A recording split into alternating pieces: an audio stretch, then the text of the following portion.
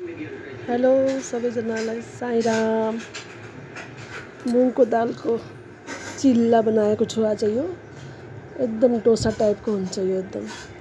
मुङको दाललाई आधा घन्टा अगाडि भिजाउने।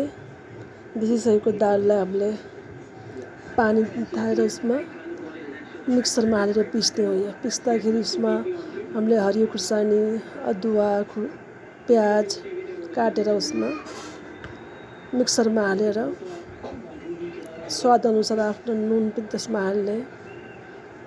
त्यसलाई एउटा पेस्ट बनाउने। पेस्ट रेडी भइसकेपछि अब उसमा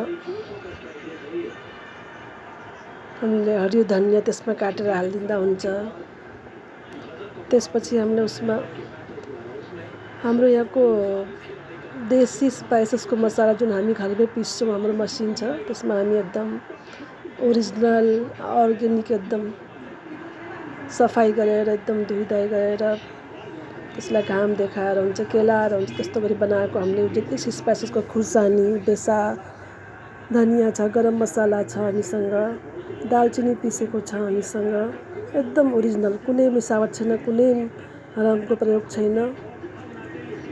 त्यो सब मसलाबाट मैले आज चिल्ला बनाइराखेको छु। यसको स्वाद अझ निख्रेर आउँछ यो प्योर चिज सामान त्यसमा हालेपछि। धनिया 1 चम्मच हाले, खुर्सानी 1 चम्मच हाले, बेसार पनि त्यसमा 1 चम्मच हाल्दैछु।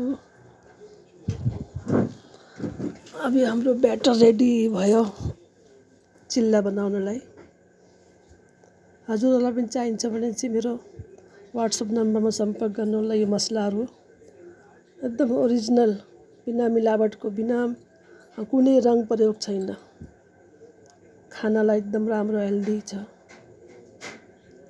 आजभोलि हामीलाई ओरिजिनल खोजेर पाउँदैन, तर हाम्रो यहाँ हजुरले ओरिजिनल पाउनुहुन्छ यहाँ। त्यसपछि हामीले तावामा डोसा जस्तै गरेर त्यसलाई हाल्ने।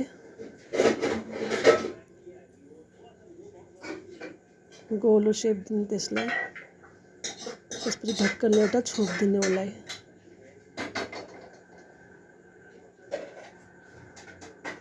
पाँच सेकेन्ड छोपेपछि राखेर पाकिहाल्छ। यसलाई फर्काउने, अलिकति घिउ हाल्ने, लगाउने, फर्काउने। हाम्रो चिल्ला रेडी भइसकेको छ।